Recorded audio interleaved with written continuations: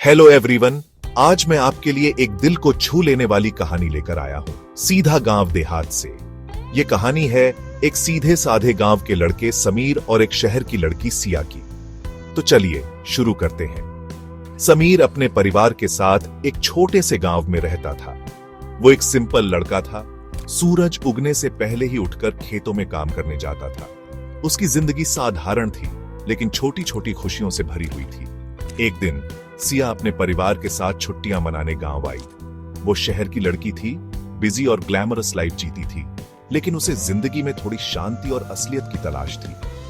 उनकी पहली मुलाकात तब हुई जब सिया गांव के बगीचे में घूम रही थी। रंग बिरंगे फूलों को देखकर मंत्रमुग्ध हो रही थी।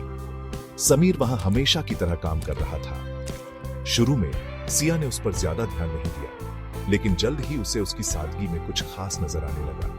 समीर का दिल सोने का था, लेकिन उसने कभी सिया को अपने दिल की बात नहीं बताई। वो बस उससे बातें करने और दोस्ती करने में खुश था। लेकिन सिया उसकी मुस्कुराहट और उसके सच्चे स्वभाव से बहुत प्रभावित हुई। कुछ दिन बीत गए और सिया को एहसास हुआ कि वो समीर के बिना अपना समय बिताने के बारे में सोच भी नहीं सकती। उसके छोटे छोटे जेस्चर्स और छुपे हुए इमोशंस ने उसे समझा दिया कि प्यार दिखावे का नाम नहीं, बल्कि दिल की बात है।